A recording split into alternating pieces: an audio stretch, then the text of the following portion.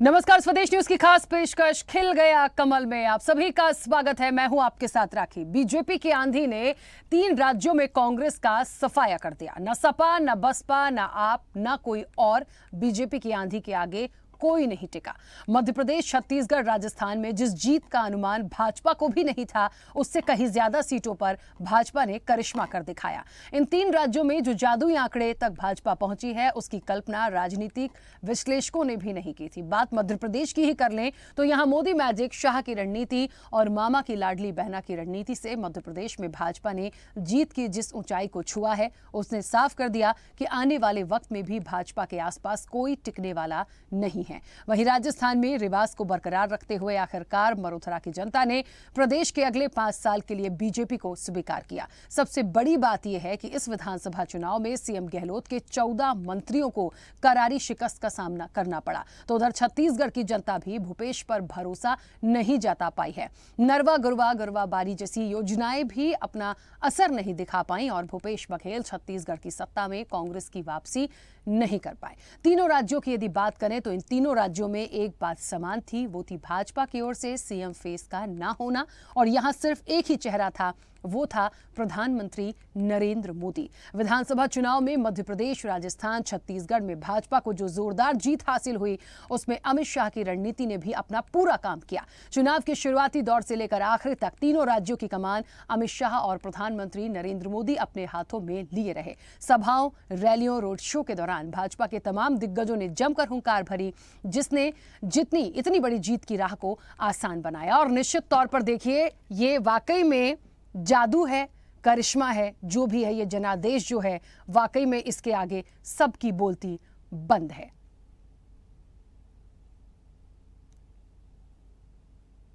आशीर्वाद भारतीय जनता पार्टी को प्राप्त हुआ है। मैं प्रदेश की जनता को आपके तरफ, आपके चैनल के द्वारा मैं नतमस्तक होकर प्रणाम करना चाहता हूं, धन्यवाद देना चाहता हूं और विश्वास भी दिलाना चाहता हूं कि ये पार्टी जिसका नेतृत्व प्रधानमंत्री नरेंद्र मोदी जी कर रहे हैं, विकास, प्रगति, सुशासन और गरीब कल्याण, इन मुद्दों पर आगे चल के भी मध्य प्रदेश को विकास और प्रगति के नए एक पैमाने पर पहुंचाने के लिए कटिबद्ध रहेगी।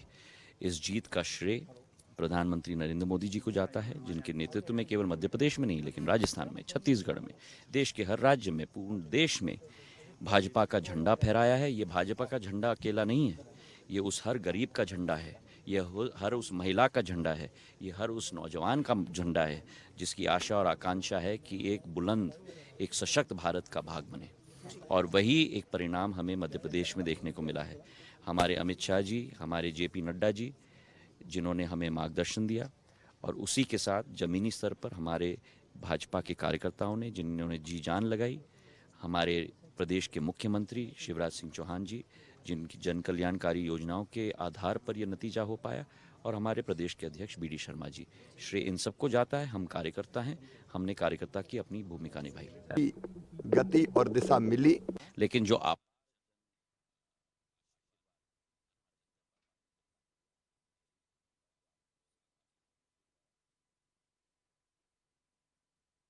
जीत की गारंटी, वाकई में ये कहा गया है कि मोदी जी पर भरोसा शायद इसलिए भी किया गया क्योंकि वो जो कहते हैं वो कर देते हैं, ये फैक्टर काम किया हुआ है बहुत सारी चीज़ों के लिए। अभी जैसे प्रतिक्रिया हमने ज्योतिरादित्य सिंधिया और सीएम शिवराज की सुनी, उन्होंने भी ये बातें कही हैं कि देखिए, जनता को तो धन्यवाद देना ही है क्योंकि जनता ने जनादेश दिया है और उस जनादेश पे किसी का बस नहीं चलता। मुझे लगता है बाकी जो राजनीतिक दल हैं, कहीं किसी का कोई जोर ही नहीं चला है और ये बात हर चर्चा में आ रही है। लगभग दिन भर हो गया आज इस पर बात करते करते। शायद बीजेपी को भी उम्मीद नहीं थी कि इतनी सीटें आएंगी, छत्तीसगढ़ से तो बिल्कुल भी उम्मीद नहीं थी, लेकिन जो हुआ है वो उन्हें खुद ऐसा लग रहा है। लेकिन हाँ, उनका कॉन्फिडेंस, उनका एक कहते हैं ना कि मोरल बूस्ट अप जरूर बहुत ज्यादा और हो गया होगा 24 के लिए। चलिए इस चर्चा को आगे बढ़ाते हैं। हमारे साथ मेहमान भी जुड़े हैं। सबसे पहले आपका परिचय करा दें। भारतीय जनता पार्टी का पक्ष रखने के लिए बृजराज सिंह जुड़े हैं हमारे साथ। बृजराज जी, बहुत स्वागत चर्चा में जुड़ने के लिए। कांग्रेस का पक्ष रखने के लिए राम पांडे जी हमारे साथ जुड़े हैं। राम पांडे जी, आपका भी बहुत स्वागत है। वरिष्ठ पत्रकार आशीष दुबे जी हमारे साथ जुड़े हैं। आशीष जी, आपका भी बहुत स्वागत है। स्वदेश न्यूज के managing editor RP Srivastava ji हमारे साथ जुड़े हैं। आरपी श्रीवास्तव जी, आपका भी बहुत स्वागत है। और स्वदेश न्यूज की एसोसिएट एडिटर मुक्ता पाठक जी भी हमारे साथ जुड़ी हैं। मुक्ता जी, आपका भी बहुत स्वागत है। चर्चा की शुरुआत सबसे पहले बृजराज जी आपसे, सबसे पहले तो दिन भर हो गया, लगभग पूरी तस्वीर साफ हो चुकी है। कुछ कुछ चीजों पर अभी नतीजे आ ही रहे हैं, वो देर रात मुझे लगता है थोड़ा वक्त लगेगा, सब कुछ क्लियर होगा। लेकिन जो एक जनादेश आ गया, जो एक बहुमत दिख रहा है, और बीजेपी मुझे कहना चाहिए अब तो सरकार बनाने के लिए बिल्कुल अग्रसर है। अब पूरी तैयारियां धीरे धीरे होने लगी हैं, शुभकामनाएं होने लगी हैं। तो पहले तो आपको बहुत सारी शुभकामनाएं भी, और मुख्य रूप से यदि श्रेय देने की बात करें, किसे देना चाहेंगे? किसे देना चाहेंगे? मोदी की गारंटी और भाजपा पर भरोसा, ये दो बातें हम प्रमुखता से कह रहे थे और श्रेय इन्हीं को जाता है। लेकिन भारतीय जनता पार्टी में इस तरह से नहीं होता है कि किसी एक को श्रेय है। भारतीय जनता पार्टी में हर व्यक्ति एक कार्यकर्ता है। माननीय नरेंद्र मोदी से लेके जमीन की निचली स्तर तक का कार्यकर्ता, सबने मेहनत की है। एक रणनीति के अंतर्गत सबने अपने अपने रोल को अदा किया है और सबने मिलकर एक परीक्षा दी थी। उस परीक्षा में हम पास हुए हैं। वो कहते हैं ना, जहां पर कृपा राम की होई उनको सब कुछ मिल जाता है। तो हमें तो प्रभु श्री राम की कृपा है। हम तो प्रभु श्री राम की कृपा के सहारे आगे बढ़ रहे थे। तो सनातनी विरोधियों का हमने सफाया किया है। मैं तो इतना ही कहूंगा कि जनता ने झूठ की राजनीति को नकारा है। हेन केन प्रकरण सत्ता हथियाने के लिए जो प्रपंच रचने वाली पार्टी है, उनको नकारा है। जनता ये समझने लगी है कि कोई भी राज्य बिना केंद्र सरकार की राज्य में अगर सरकार नहीं होगी, डबल इंजन की सरकार नहीं होगी, तो राज्य का विकास नहीं होगा। राज्य का विकास नहीं होगा तो हमारा विकास नहीं होगा। मैं यहाँ पर आपके माध्यम से जनता को एक बात साधुवाद करना चाहता हूं कि आप लोगों ने घर से निकलकर 75% से 80% के बीच में जो वोटिंग की है, ये उसका नतीजा है। कांग्रेस पार्टी और अन्य क्षेत्रीय दल आज भी उस कालखंड में जी रहे हैं जहां 55% वोटिंग हुआ करती थी। वहां पर वो अपने प्रपंच से, अपने झूठे वादों से लोगों को बरगला के सत्ता में आते थे। कांग्रेस पार्टी और अन्य दलों को एक बात समझनी होगी कि अब 100 में से 80 आदमी वोट डालता है। अपनी स्ट्रेटेजी को बदलिए, डिलीवरी पे विश्वास कीजिए। अगर आप डिलीवरी पे विश्वास नहीं करेंगे, आप जो कहेंगे उसको नहीं करेंगे, तो जनता इसी तरह से आपका सफाया करेगी। छत्तीसगढ़ में 71 सीटें थी, प्रचंड बहुमत की सरकार थी। क्या किया? भूपेश बघेल जी ने सिर्फ झोले के झोले बैग भर के एक घर तक पहुंचाए और चार मुख्यमंत्रियों को रहना था। पूरा कालखंड एक ही मुख्यमंत्री पे लगा लिया। अशोक गहलोत ने कांग्रेस के राष्ट्रीय अध्यक्ष की कुर्सी ठुकरा दी सीएम बने रहने के लिए। कन्हैया लाल की मृत्यु पे राहुल गांधी कहते हैं कि वो भटके हुए मुसलमान थे। ये हार है परिवारवाद की, भ्रष्टाचार की और तुष्टीकरण की। ठीक है, चलिए राम पांडे जी के पास आऊंगी, लेकिन उससे पहले कमलनाथ की भी प्रतिक्रिया है। उन्होंने क्या कुछ कहा है इस मैंडेट के बाद, वो भी सुनाते हैं।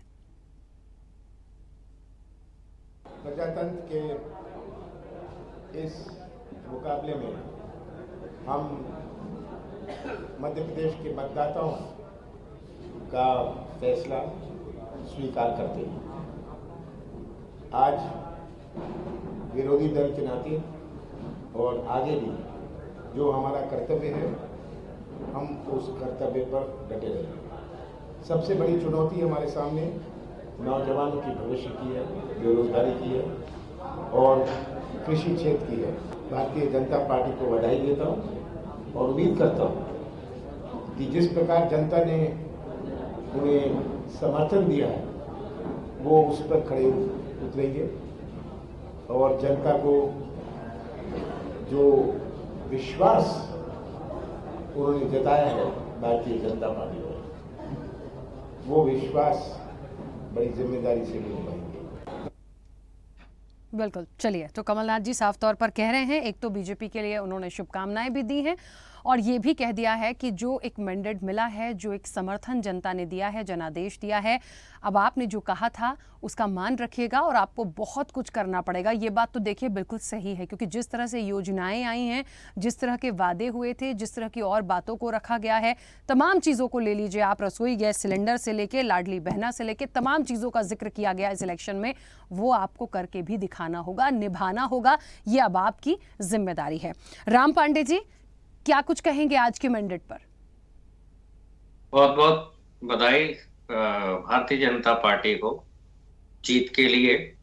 अब वो जीत किसी भी तरीके से हुई हो, बेईमानी से हुई हो या अन्य कोई कारण हो, और जीत हार के सैकड़ों कारण होते हैं, बीजेपी प्रवक्ता ने बताए भी, और उसमें एक जो मुख्य कारण था वो भी बताया था।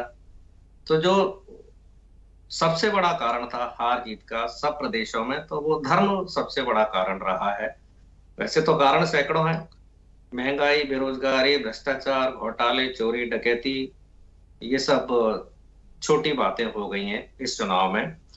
तो भारतीय जनता पार्टी इस बारे में सफल रही कि कांग्रेस धर्म का विरोध करती है, ये अपना झूठा प्रचार करने में, और हम इस बारे में असफल रहे कि धर्म प्रेम करना सिखाता है, सबको मिलकर रहना चाहिए, सबको सम्मान देना चाहिए। भारतीय जनता पार्टी अपना झूठा प्रचार करने में, झूठ फैलाने में और झूठ को सच बताने में सफल रही।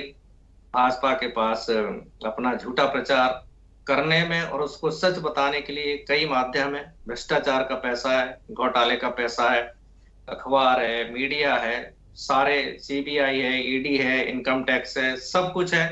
कांग्रेस असफल रही सारे संसाधनों का उपयोग करने में। कांग्रेस के पास पैसे की कमी है, मीडिया की कमी है, अखबार की कमी है, तो बहुत से कारण रहते हैं हार जीत के। लेकिन सबसे बड़ा जो कारण अभी मध्य प्रदेश में चल रहा है वो धर्म का चल रहा है। महंगाई, घोटाले, ये सारे छोटे हो चुके हैं, और सुबह से मैं बहुत ज्ञान सुन चुका हूं, तो मेरा सबसे अनुरोध है कांग्रेस को ज्ञान बांटने की कोशिश ना करें। कांग्रेस को पता है अपनी कमियां क्या है। कांग्रेस ने ईमानदारी से चुनाव लड़ा, संगठन मजबूत है, हमारे कार्यकर्ता ने गली गली में काम किया है। कांग्रेस को जबरदस्ती ज्ञान बांटा जाता है, कांग्रेस का संगठन कमजोर है, धरातल पर काम नहीं करती है, सब लोग बीजेपी के ट्रैप में फंस जाते हैं, कांग्रेस के बारे में अनावश्यक बातें करते हैं।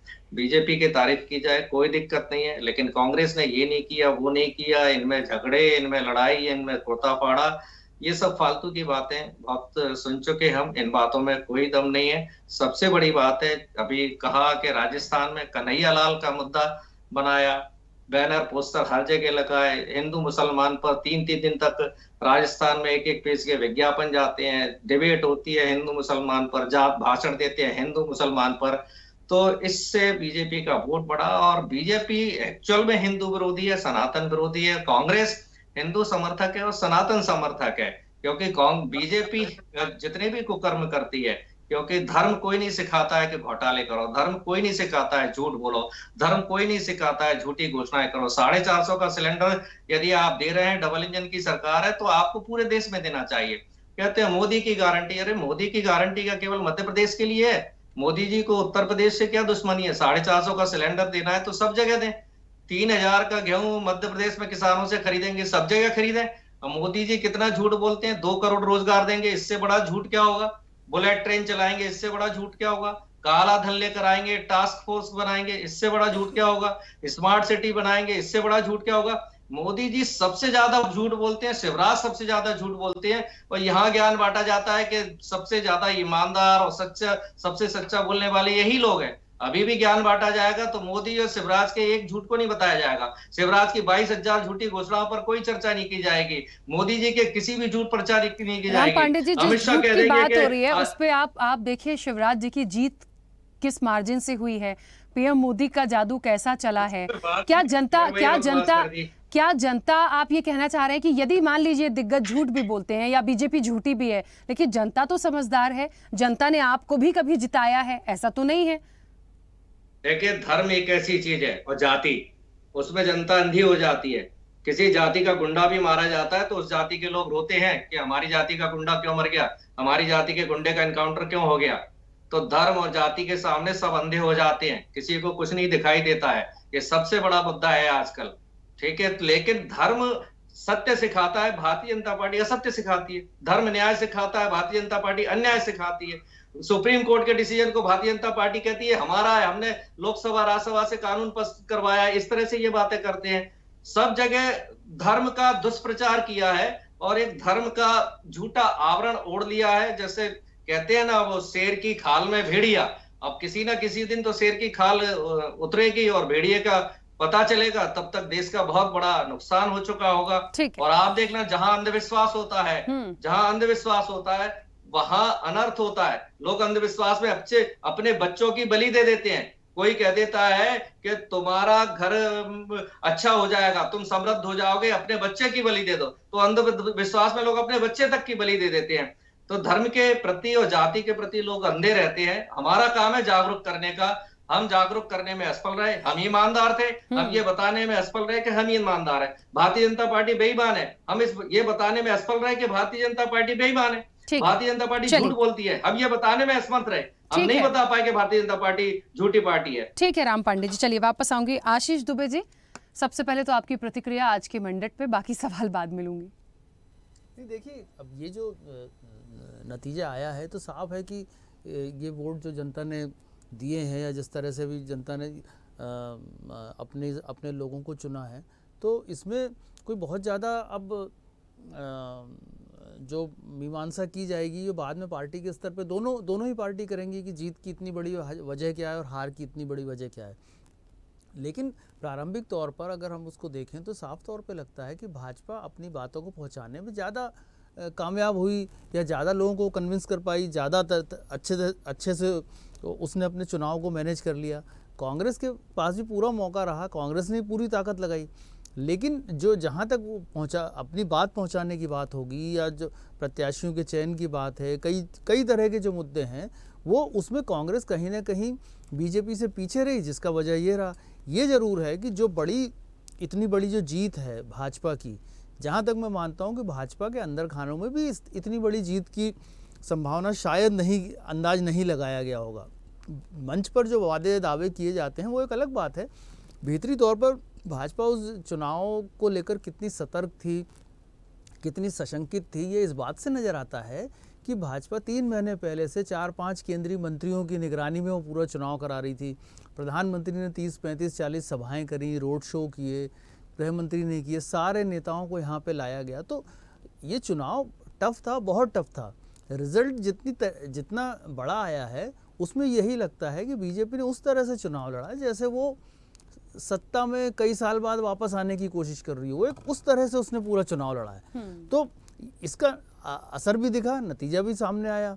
अब ये बीजेपी की जिम्मेदारी, पहली बात तो कांग्रेस की जिम्मेदारी होगी कि वो विपक्ष की भूमिका को बहुत मजबूती से निभाए, वो जितने हैं, जहाँ हैं, जैसे भी हैं, मजबूती से निभाए। और जो कांग्रेस के साथ जो परंपरागत कुछ जो कमियां हैं, जो सब जानते हैं, वो जितनी न्यूनतम होगी उतना अच्छा है, क्योंकि अगले जो कई साल हैं कांग्रेस को अब 5 साल लगातार स्ट्रगल करना होगा, उसे लोकसभा चुनाव में भी वापस आना है। तो ऐसा नहीं है कि कांग्रेस के पास ये सारी चीज़ों की समझ नहीं होगी, कांग्रेस ये सारी चीज़ें समझती है, लेकिन भाजपा के साथ भी सबसे बड़ी जिम्मेदारी होगी कि जो उसने वादे किए हैं उन वादों को जितनी तत्परता से पूरा कर सके। क्योंकि देखिए वादे बहुत आसमानी हैं, ये समस्या जो वादों को पूरा करने को लेके भाजपा के सामने आ सकती है, वो यदि कांग्रेस सत्ता में आती तो उसे भी आती, क्योंकि ये बहुत बड़े वादे हैं जिन पर आर्थिक रूप से जो बर्डन लोगों पर आना है, तो दूसरे लोगों पे ना आर्थिक संसाधन जुटाने के लिए, कुछ वर्गों को ज़्यादा सुविधा देने के लिए दूसरे वर्ग को कहीं दिक्कत का सामना ना करना पड़ जाए। तो ऐसी बहुत सारी चीज़ें हैं। तो भाजपा के लिए सबसे बड़ी बात ये होगी कि भाजपा उन सारी सबसे पहले रोजगार के और जो प्रोडक्टिविटी है, जो उत्पादन है, जो अर्थव्यवस्था है, इसके मोर्चे को सबसे पहले संभाले। जहाँ तक मैं समझता हूँ कि मुफ्त की सौगातें अच्छी होती हैं, अच्छी बात है, दोनों पार्टियों ने दी थी, लेकिन ये जो है एक लॉन्ग टर्म में ये जो मुफ्त की जो चीज़ें हैं ये समाज को बहुत ज़्यादा सेहतमंद नहीं बनाती हैं। तो उनको बहुत अच्छे तरीके से कोई एक मैकेनिज़्म बना करके और इन चीज़ों को ऐसे किसी चेन से जोड़ना होगा जिससे दूसरे लोग या दूसरा वर्ग परेशान ना हो। ये सबसे बड़ी मैं मानता हूँ बीजेपी की जिम्मेदारी। चुनावी जीत हार एक अलग बात है। बिल्कुल ठीक बात है। आर.पी. श्रीवास्तव जी, क्या कहेंगे आज के मैंडेट पे? और मुझे लगता है अब तो लगभग पूरी तस्वीर साफ हो चुकी है, कुछ चीज़ों पर अभी चीज़ें आनी बाकी हैं, लेकिन सीटों का मार्जिन देखें, मुझे नहीं लगता बहुत ज़्यादा कुछ करने की ज़रूरत है, लगभग सब कुछ क्लियर है। और इससे भी बड़ी बात कि बार बार जैसा कि अभी बृजराज जी ने शुरुआत में ही कहा, जब मैंने उनसे पूछा इसका श्रेय, उन्होंने साफ तौर पर 2 ही बातें बोली हैं कि भारतीय जनता पार्टी जिस तरीके से एक विश्वास पार्टी पर, और दूसरा मोदी की गारंटी। देखिए, आज मोदी जी का भाषण भी आ रहा था, आपने सुना होगा, हमने भी सुना। अपनी गारंटी को लेकर के मोदी जी ने अपने भाषण में उल्लेख किया अपने कार्यकर्ताओं के बीच में। साथ ही साथ एक चीज़ और भी देखने को मिली कि उन्होंने कहा कि ये 2024 के जीत की हैट्रिक, मतलब यह है कि वो इस बात को देख रहे हैं कि आने वाले समय में जो लोकसभा चुनाव होने वाला, इन राज्यों पर जो भारी जीत हुई भारतीय जनता पार्टी को, उससे काफ़ी जो है उनमें मतलब उत्साह होगा कार्यकर्ताओं में, और आने वाले चुनाव में इसका बड़ा असर पड़ेगा। तो इस बात का भी उल्लेख किया उन्होंने। दूसरी सबसे बड़ी बात है जो गारंटी की बात है, जो अभी मैं जो आशीष जी की बात को आगे बढ़ाऊंगा कि ये गारंटी एक बहुत बड़ी चुनौती भी है। चाहे भारतीय जनता पार्टी की जगह अगर कांग्रेस की सरकार आती और जिस तरह के वायदे किया उसके लिए भी उतनी बड़ी चुनौती होती। तो हमें लगता है कि आज की इस परिस्थिति में इस वायदे, इस गारंटी को लागू करना पड़ेगा जो भी सरकार आ रही है। और ये तो पक्का है कि तीनों राज्यों में भारी बहुमत से भारतीय जनता पार्टी की सरकार बनने जा रही है। जनता ने भी खुल के भरपूर इनको मैंडेट दिया है, और इस बात को कि इन पर भरोसा जताया है, तो उस भरोसे को कायम रखना पड़ेगा। दूसरी सबसे बड़ी बात है कि आपने कहा ना कि जब एक तरह से गारंटी देने वाली बात हो रही थी और संकल्प पत्र किसी के जो है वचन पत्र ये सारे सब आ रहे थे, तो आपने देखा होगा 2-3 जो खास इनकी घोषणाएं हैं, जैसे 450 रुपया सिलेंडर। हाँ। पिछले सालों में आपने देखा 2014 से लेकर अब तक सिलेंडर की कीमत बहुत बढ़ गई थी, 1000 के ऊपर चली गई थी। अब सरकारों ने ये किया वोट लेने के लिए कि अब हम इसको 450 करेंगे। निश्चित रूप से वो फ़ायदा होगा लोगों को, 450 का सिलेंडर मिलेगा तो उनको फ़ायदा होगा, लेकिन ये पूरे देश में लागू करना पड़ेगा। तो उसका क्या प्लान होगा ये सरकार को बताना पड़ेगा। दूसरी बात है कि लाडली बहना जिस तरह से सारे लोग मानते हैं, हमको लगता है सुबह से हम लोग बैठे हैं और सारे लोग इसको गेम चेंजर मानते हैं, या जिस तरह से लाडली बहना का असर पड़ा और महिलाओं ने निकल के काफ़ी वोट, देखिए यहाँ पर मध्य प्रदेश में 77% वोट हुआ और इसमें महिलाओं की भूमिका बहुत ज़्यादा रही। तो आप ये समझिए कि उनको 1250 से लेकर अब 3000 रुपये महीने तक देने की बात करनी पड़ेगी, और अगर ये नहीं करेंगे तो 2024 के चुनाव में इस बात का जवाब भी देना पड़ेगा। तीसरी बात यह है कि पूरे तीनों प्रदेशों में मोदी जी ही एक चेहरा थे, बाकी के पीछे बाकी कार्यकर्ता थे, तमाम लोग थे, और इन्हीं के फेस पर चुनाव लड़ा गया। निश्चित रूप से देश की जनता 2014 से लेकर अब तक मोदी जी पर भरोसा करती आई है, तो शायद इस बार भी भरोसा इसीलिए किया है और इतना मैंडेट मिला है कि जिससे भारतीय जनता पार्टी को कहीं भी ये नहीं है कि जोड़ तोड़ की सरकार बनाना पड़े। आपने देखा होगा कि पिछले दिनों में भी हम लोग कई बार बात की है और देखा कि ये पहले से लगने लगा कि कोई भी सरकार कोई भी दल बनाएगा, लेकिन यहाँ पर जो है कोई क्लियर मैंडेट होगा, और ये क्लियर मैंडेट पहले से पता लग रहा था। अगर भारतीय जनता पार्टी को, कांग्रेस को भी मैंडेट मिलता तो जनता क्लियर मैंडेट देती, और जनता आज की डेट में क्लियर मैंडेट देने की तैयारी में रहती। जहाँ अब पिछले दिनों का जो ड्रामा देखा गया कि जब एक तरह से काफ़ी नेक टू नेक थे और जोड़ तोड़ की राजनीति, विधायकों का जो है दल को छोड़ करके जाना, फिर अगली दूसरी सरकार बन जाना, ये सारी चीज़ें थी। तो राखी जी, हमको लगता है कि इन सारी चीज़ों से इतर जनता ने भी मन बना लिया है कि अब जिसको भी देंगे मौका तो पूरा मौका देंगे। इसीलिए छत्तीसगढ़, मध्य प्रदेश और राजस्थान में यही स्थिति है। तो हमें लगता है कि आने वाले समय में मोदी जी को एक चुनौती का ये भी सामना करना पड़ेगा कि जो फ्री बीज है, जिसको खुद ही खारिज करते हैं, अब उसके सहारे उनको फिर से आना पड़ेगा और 2024 के चुनाव में इसकी तैयारी भी करनी पड़ेगी। बिल्कुल सही बात है। देखिए, और इसी के साथ एक बात और, ये बात बिल्कुल सच है, जब से इलेक्शन की तैयारियां हो रही थी और वोटिंग भी हो गई, एग्जिट पोल भी आ गया, आज नतीजे भी हमारे और आपके सामने हैं, लगातार जब से इस इलेक्शन को कवर कर रहे हैं, सारी चर्चाओं में ये बात तो बिल्कुल सही है जो कही जा रही थी।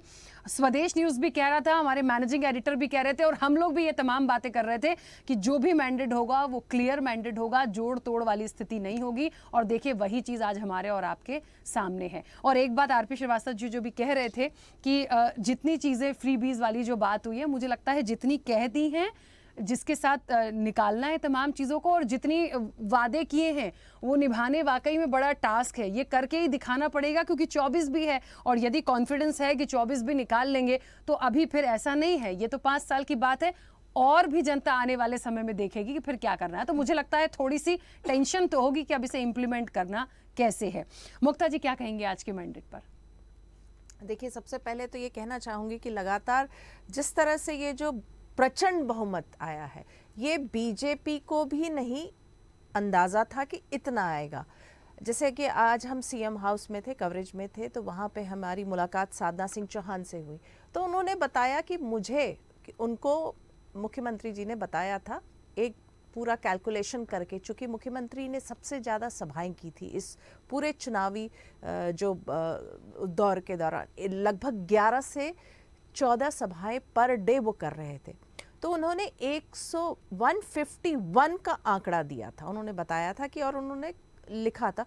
तो साधना सिंह चौहान ने ये बात बताई और कहा कि वो 151 सीट्स जो उन्होंने मुझे लिख के दिए थे और बताए थे, वो सारे जीते हैं। बोले लेकिन हाँ, हमें नहीं अंदाज था कि इससे और ज़्यादा भी हो जाएगा जो हो रहा। और लगातार जिस तरह की आज हमने भीड़ देखी मुख्यमंत्री निवास में, जिस तरह से कार्यकर्ता वहाँ पे आए हुए थे और लगातार वो बात कर रहे थे, जिस तरह से वो कह रहे थे कि एक सुनामी आई है, तो ये सुनामी की उम्मीद तो शायद भाजपा को भी नहीं थी। हम बीजेपी ऑफिस में भी थे, तो वहाँ बीजेपी उम्मीद कर रही थी, उसको मालूम था कि वो जीत रही है, वो लगातार बात कर रही थी और कह रहे थे कि हम जीतेंगे, अच्छे मेजॉरिटी से जीतेंगे। तो ये अंदाज लोगों के अंदर था कि 120 से लेके 130 सीट्स तक भाजपा को मिलेगा, लेकिन इतने ज़्यादा बहुमत आएगा ये उम्मीद नहीं थी। लेकिन देखिए, इसमें एक चीज़ यहाँ पे आपको भी गौर करना पड़ेगा। ठीक है, बहुत प्रचंड बहुमत मिला है, लेकिन बहुत बड़े बड़े नाम जो है बीजेपी के जो मंत्री हैं वो हारे हैं। तो इसका विश्लेषण, इसको लेकर आत्मचिंतन करना पड़ेगा बीजेपी को कि ऐसी क्या बात थी कि एक तरफ जनता उनको इतना ज़्यादा मैंडेट दे रही है, लेकिन इतने बड़े बड़े दिग्गज हार रहे हैं, बहुत सारे मंत्री हारे हैं, बहुत सारे बड़े नाम हारे। तो ये क्या था?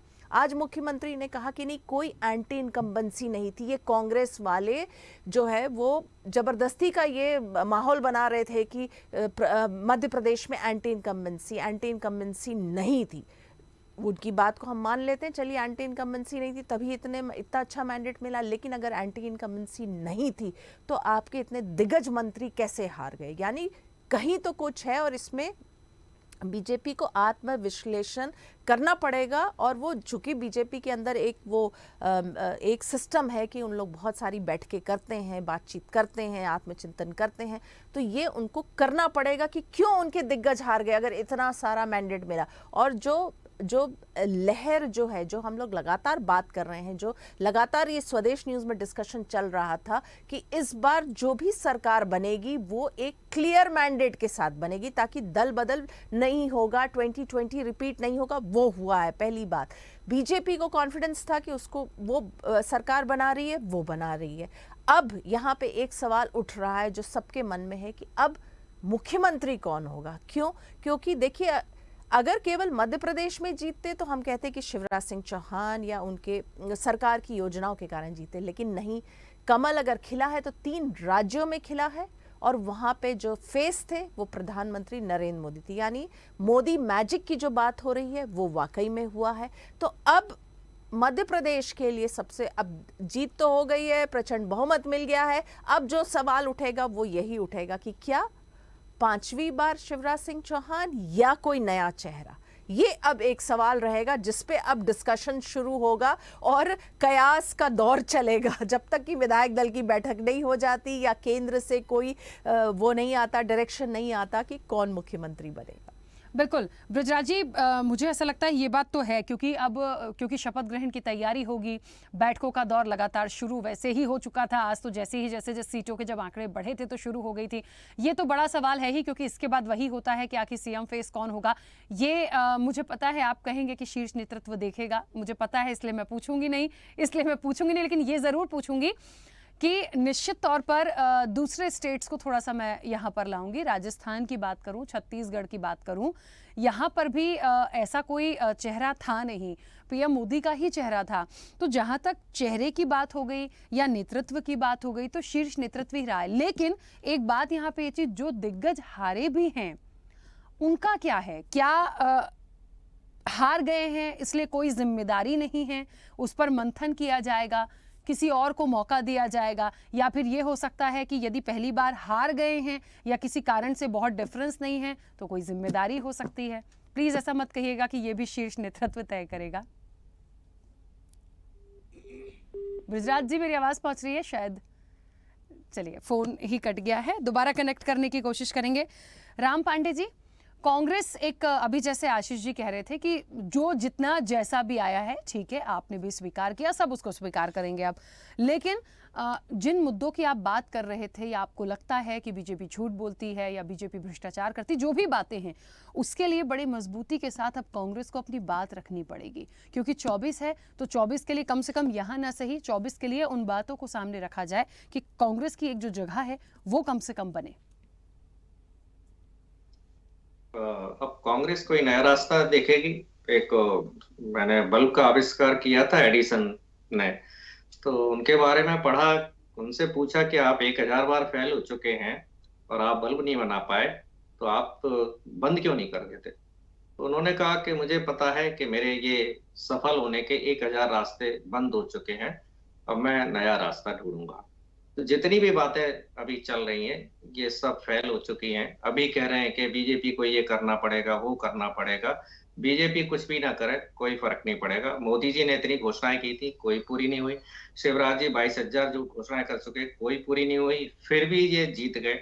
मैं बार बार वही बात कह रहा हूँ, इनसे कोई फर्क नहीं पड़ना है। धर्म के नाम पर वोट गिर रहा है। 4 साल तक मुख्यमंत्री काम करे या नहीं करे, 5 साल तक पैसा बांटे, क्योंकि सबसे ज्यादा ज्ञान लाडली बहना पर बांटा जा रहा है कि आप तो पैसा बांटो, काम करो चाहे नहीं करो, भ्रष्टाचार करो, घोटाले करो, आखिरी साल में आप पैसा बांटोगे तो सब हो जाएगा। मीडिया को कंट्रोल करो, आप झूठ का प्रचार करो और उसको सच के रूप में फैलाओ।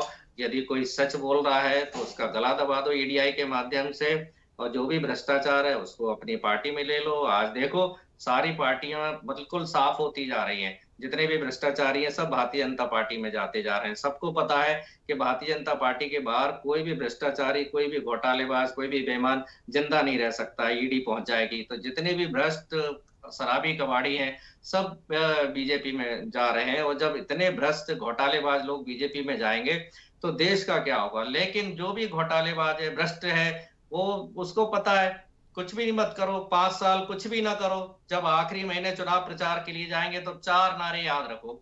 घर में सोते रहो, जब प्रचार करने जाओ तो एक तो बोलो भारत माता की जय, दूसरा बोलो वंदे मातरम, तीसरा बोलो जय श्री राम, चौथा बोलो जो राम को लाए हम उनको लाएंगे। वो कितने भी घोटाले करो, झूठ बोलो, अंधविश्वास फैलाओ, जनता का खून चूसो, जनता को मारो, लूटो, कोई फर्क नहीं पड़ेगा।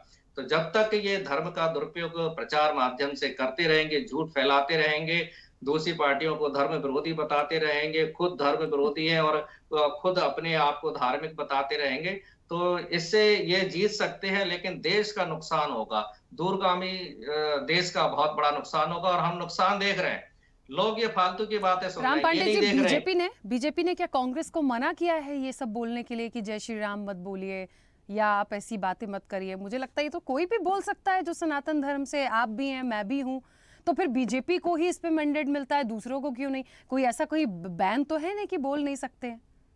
जी मैडम, एक आपसे बात पूछता हूँ व्यक्तिगत में, आपको कभी भी कोई भी कांग्रेस कार्यकर्ता मिला हो, कोई भी, हाँ, और आपने उससे जय श्री राम बोला हो, मैं 100% बोल रहा हूँ आपसे उसने जय श्री राम बोला होगा। ये भारतीय जनता पार्टी वाले, वही तो कह रहा हूं मैं, झूठ फैलाते हैं। ये बिल्कुल ऐसा कर देते हैं दूसरे के बारे में कि ये तो बिल्कुल धर्म के विरोधी, इनको झूठा प्रचार करना आता है। ये सच्चे आदमी को झूठा साबित कर देते हैं और झूठे आदमी को सच्चा साबित कर देते हैं। इनके पास अभी वो ताकत है।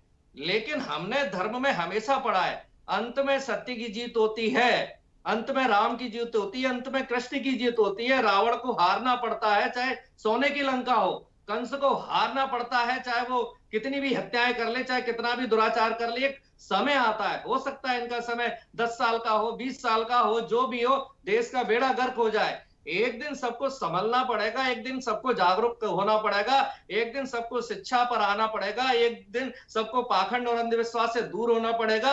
ईश्वर के रूप में यह मानना पड़ेगा कि ईश्वर का मतलब सच है, ईश्वर का मतलब सत्य है, ईश्वर का मतलब न्याय है।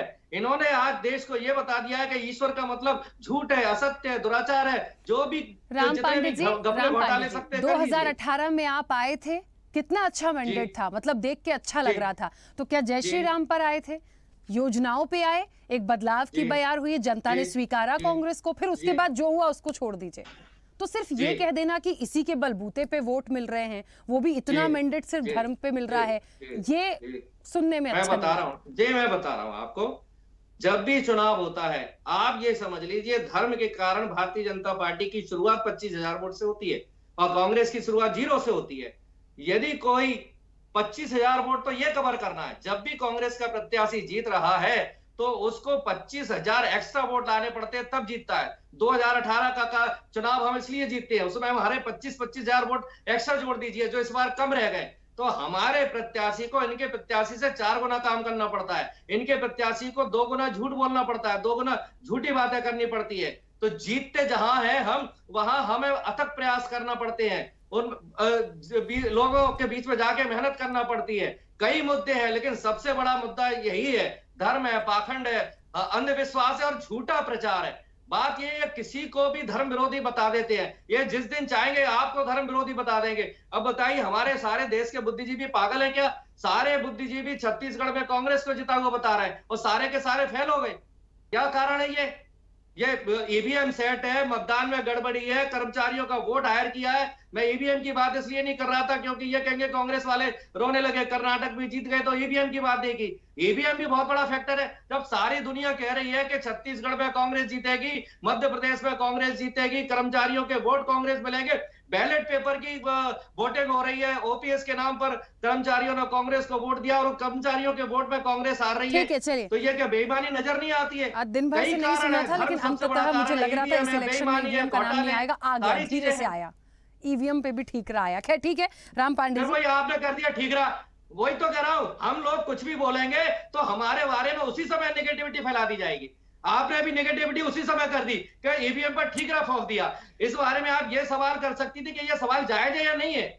राम पांडे जी मुझे ये बताइए, चलिए एक मिनट, जब आपकी सरकार छत्तीसगढ़ और राजस्थान में बनी थी तब तो ईवीएम की बात नहीं आई, क्यों बात नहीं आएगी बताइए ना। आप सीधे सीधे उस जनादेश पे सवाल ईवीएम के थ्रू कर रहे हैं, कहीं थोड़ा बहुत भी हो तो मान लिया जाए। क्लियर मैंडेट पे यदि आप कहेंगे कि ईवीएम ही गलत हो गई है दूसरे स्टेट्स में, तो फिर उस पर सवाल क्यों नहीं आएगा बताइए ना। मैं ये नहीं कह रही हूँ कि आप बात वो आ ही रही है वहां पे ऐसी।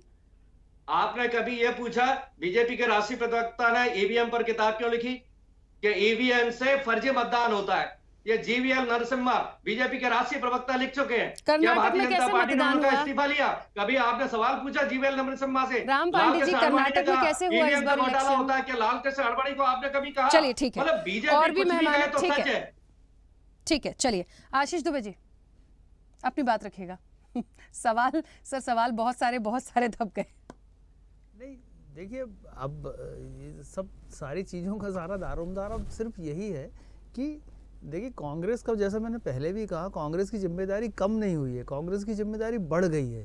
कांग्रेस को अपने आप को बहुत मजबूती से, बहुत तरीके से लोगों के सामने अपने आप को प्रस्तुत करना होगा, उसको अपनी विश्वसनीयता को, उसको अपनी ज़रूरत को, जनता के प्रति जो जनता की जो ज़रूरत है उसके हिसाब से उसको अपने आप को ढालना पड़ेगा। और ऐसा नहीं है कि कांग्रेस ने प्रयास नहीं किए, हम सब ने देखा, हम लगातार देख रहे हैं पिछले कुछ समय से कांग्रेस ने नए तरीके से अपने आप को एक्टिव किया था, कांग्रेस काम भी कर रही थी। और हम ये बात मान सकते हैं कि लगभग ऐसा लगता था कि बहुत बड़ा मुकाबला है, बहुत टफ मुकाबला है, नेक टू नेक मुकाबला होगा, ये सबने माना था। अब जो परिणाम आए हैं, कैसे आए हैं, क्या आए हैं, इसका विश्लेषण करना जो है कांग्रेस का के वार रूम का काम है, उनके नेताओं का काम है कि वो कहाँ पे चूके हैं।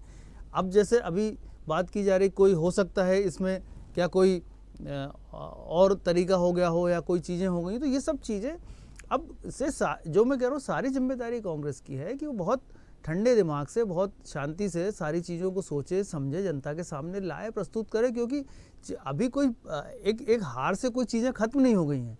अभी चीज़ें बढ़ेंगी, आगे जाएंगी और भी चीज़ें बदलेंगी। और ऐसा नहीं है कि सरकारें आती नहीं है, जाती नहीं है। 2018 इसका उदाहरण है कि कांग्रेस को ज़्यादा सीटें मिली हैं और कांग्रेस ने सत्ता में वापसी भी की थी। तो ऐसा नहीं है कि सारी संभावनाएं खत्म होती हैं, लेकिन ये से है कि हर चीज़ का एक वक्त होता है और नए सिरे से चीज़ों को खड़ा करना पड़ता है। ये चीज़ें भाजपा के लिए भी हैं। जैसा अभी मुक्ता जी ने बोला कि बहुत लोग हारे हैं चुनाव में, भाजपा के जो प्रोमिनेंट फेसेस थे वो चुनाव हारे हैं, तो वो भी है कि भाजपा के साथ कांग्रेस की जो फाइट हम देख रहे थे तो उसमें साफ था कि भाजपा के चेहरों के प्रति एंटी इनकम्बेंसी है। मुख्यमंत्री के प्रति ना हो, सरकार के प्रति कम हो, लेकिन कई भाजपा के ऐसे चेहरे थे जिनके खिलाफ एक लहर काम कर रही थी। तो कुछ उस लहर में बच गए, कुछ उस लहर में डूब गए, कुछ लोग बहुत डूबते उतराते हुए बचे हुए।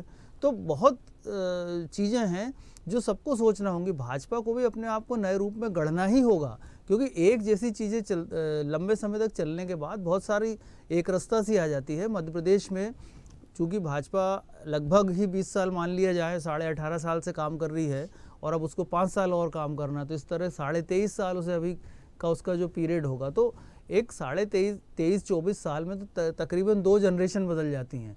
तो भाजपा को भी अपने आप को नए रूप में लाना पड़ेगा, कांग्रेस को भी नए रूप में लाना पड़ेगा। इसके अलावा अब कोई चारा नहीं है दोनों ही पार्टी के लिए। और भाजपा में बदलाव की शुरुआत नगरीय निकाय चुनाव में मध्य प्रदेश में 1.5-2 साल पहले हो चुकी है। बहुत सारे नए चेहरों को उन्होंने आजमाया था और इस बार भी बहुत सारे नए चेहरे उतारे गए हैं। अभी जो फाइनल चीज़ें आएंगी कल तक तो समझ आएगा कि उसका प्रयोग नए चेहरों के मामले में कहाँ तक सफल हुआ है। तो ये एक ऐसा बदलाव है जो हर पार्टी को 20-25 साल के बाद करना होता है। तो भाजपा अब उस कगार पे आ चुकी है, कांग्रेस उस कगार पे कुछ समय पहले से थी। अब ये समय है कि कैसे बदला जाता है, अब महत्वपूर्ण देखना होगा। या पीछे मुड़ के देखने की ज़रूरत किसी को भी नहीं है। मैं समझता हूँ कि आगे देखना चाहिए, आगे भविष्य अच्छा होगा। बिल्कुल ठीक बात है। आरपी श्रीवास्तव जी, बहुत बार कुछ बातें आई, अभी भी चर्चा में आई, पहले भी आई थी, जो 2 बातें जैसे राम पांडे जी भी कह रहे थे कि ये लोग झूठ बहुत अच्छे से बोलते हैं, बहुत अच्छा झूठ का प्रचार करते हैं, इसलिए ये मैंडेट है। और दूसरी चीज़, धर्म की राजनीति, कुछ नहीं करना है, बैठे रहना है और बस जब चुनाव प्रचार करना हो तब इन तमाम चीज़ों को कर दीजिए, धर्म के नाम पर वोट ले लीजिए, उसका ये मैंडेट है। तो यदि ये धर्म के नाम पर और झूठ के प्रचार का ही मैंडेट है, मैं उन्हीं की बात पर आ रही हूँ, तो फिर जो योजनाओं की बात हुई है, जो दावों वादों की बात हुई है, जो इतनी रैलियां हुई हैं जिसमें सभी ने, कांग्रेस के, बीजेपी के तमाम दिग्गज एक दूसरे सभी जगह पे गए हैं, तो फिर भार किसका है? मतलब मैं ये पूछना चाह रही हूँ कि कैसे माने कि फिर किसका श्रेय है? झूठ की क्या जनता नहीं समझ रही है इन चीज़ों को? मैं नहीं समझ पाई इन बातों को। देखिए राखी जी, जनता तो सारी बातों को समझ रही है, ऐसा नहीं समझती नहीं होती तो मैंडेट इस तरह से नहीं देती। जहाँ तक झूठ का प्रचार करने वाली बात है, धर्म की राजनीति करने, देखिए पिछले 10 साल से भी यही राजनीति चल रही, कोई नई बात नहीं है। भारतीय कांग्रेस जो एक बहुत पुरानी पार्टी है और उसको एक नया नैरेटिव क्रिएट करना पड़ेगा। उसको अपने इन सारी बातों को अगर वो मानते हैं कि यही एक वजह है तो इनकी तैयारी करनी पड़ेगी, उनको काउंटर करने की तैयारी करनी पड़ेगी। आप चुनाव में जाते हैं, आपको चुनाव जीतना है। इतना बुरा भी मैंडेट नहीं मिला है कांग्रेस को कि एक प्रमुख विपक्षी दल न हो। आप देखिए, कांग्रेस की जिम्मेदारी है, उनके भी कैंडिडेट जीते हैं। आपने देखा होगा कि जनता ने कांग्रेस और भाजपा, इनके कई कद्दावर नेताओं को खारिज किया है। शायद इसकी वजह ये भी है, अगर नाम गिनाना चाहें हम तो कम से कम 3 दर्जन से कम नहीं लोग हैं भारतीय जनता पार्टी और कांग्रेस मिला करके। और ये वो नेता हैं जो हमेशा मुखर रहे हैं और अपनी बातों को रखते रहे हैं जनता के बीच में। तो आप ये देखिए कि उनको भी जनता ने नकारा है। कई मंत्रियों का चुनाव हार जाना कितनी बड़ी बात है, और कई पूर्व मंत्रियों का भी चुनाव हारना। ऐसे लोग जो माना जाता था, हम ही लोग मानते थे कि ये तो चुनाव जीत ही जाएंगे, पता चला जनता ने उनको भी नकार दिया। तो देखिए, इन सारी चीज़ों का कोई इस तरह से एक ही नैरेटिव सेट कर दिए कि ये धर्म के आधार पर जीत रहे, तो ऐसी बात नहीं है।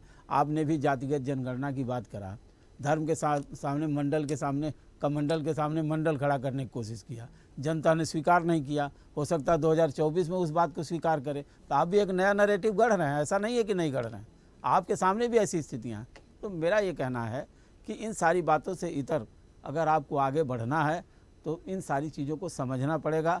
दूसरी बात है कि डेवलपमेंट के अलावा एक चीज़ ज़रूर समझ में आई है कि जनता की ज़रूरतों के मुताबिक अगर आप कुछ देते हैं तो जनता सबसे ज़्यादा उसी को स्वीकार करती है।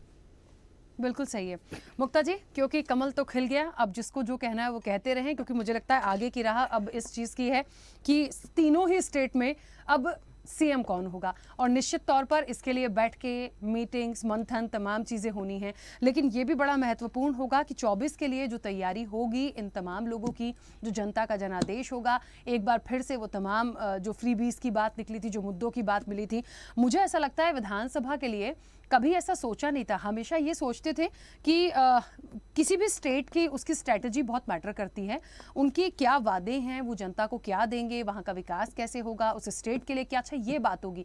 लेकिन यहाँ देखिए पीएम मोदी की गारंटी की जहाँ जहाँ बात आई है, वहाँ सिलेंडर तो ठीक है क्योंकि वो तो देश के लिए ही देने की बात है, तमाम चीज़ें, लेकिन आप देखिए कि ट्रिपल तलाक का मामला ले लीजिए, राम मंदिर ले लीजिए, उन्होंने जो कहा वो करेंगे, मतलब शुरू से अभी तक जब से उन्होंने जो जो चीज़ें कही हैं उसको बड़ा फोकस्ड करके इस इलेक्शन को देखा गया है। मतलब अब एक विधानसभा स्तर पे भी कोई चुनाव हम देख रहे हैं, उसमें नेशनल इश्यूज भी शामिल हो रहे हैं। जी बिल्कुल, बिल्कुल सही आपने कहा राखी। और मैं आपको ये बताना चाहूँगी कि ये जो विधानसभा चुनाव के प्रचार के दौरान में, चाहे वो जितने भी राष्ट्रीय नेता आते थे उनका सब जगह फोकस लगातार हमने सुना था सबके भाषण में, खास करके प्रधानमंत्री नरेंद्र मोदी और अमित शाह का। वो हर बार जब बात करते थे तो वो जब अपने भाषण को अंत करते थे तो वो यही बात कहते थे कि 2024 में आपको यहाँ से सारी सीट्स जिता के देना है।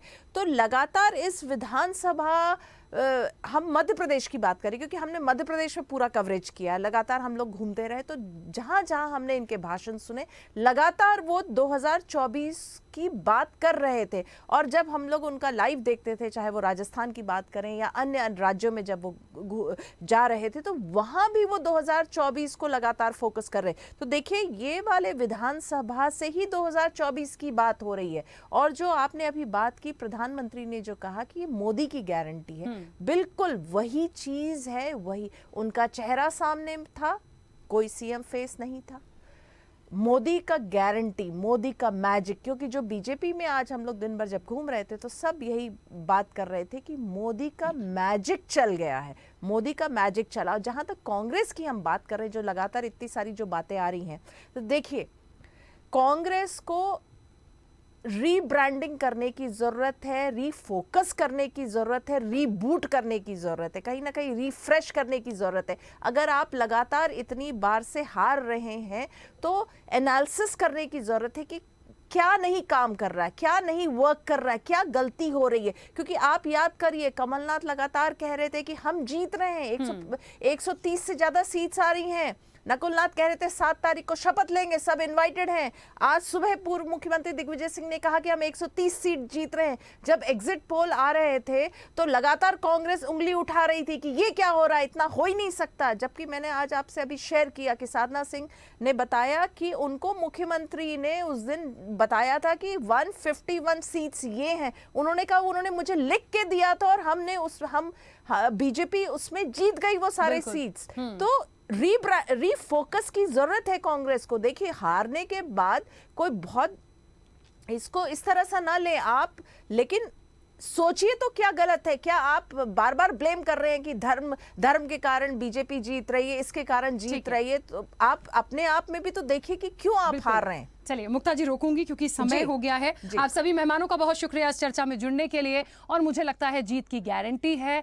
अब देखिए मोदी मैजिक है, गारंटी है, फ्रीबीज हैं, अब जो कहना था, जो सुनना था, सब कुछ हो चुका है, दी एंड हो गया। अब एक नई शुरुआत है कि कौन मुख्यमंत्री बनेगा इन तीनों राज्यों में, क्योंकि एक प्रचंड बहुमत के साथ भारतीय जनता पार्टी सरकार बनाने जा रही है। तो पल पल की अपडेट आप तक पहुंचाते रहेंगे और देखते हैं आने वाले समय के लिए जो कांग्रेस के लिए जो बातें कही गई हैं कि उन्हें एनालाइज करने की जरूरत है, देखते हैं कांग्रेस कितना क्या विपक्ष में होने के नाते निभा पाती है। खास पेशकश में इतना ही, बने रहिए स्वदेश न्यूज के साथ, सबसे पहले देश। ऐसे ही वीडियोस के लिए लाइक करें, शेयर करें, फॉलो करें, YouTube पर जाकर सब्सक्राइब कर बेल आइकन दबाना ना भूलें, और ताजा अपडेट्स के लिए स्वदेशलाइव.com पर जरूर जाएं।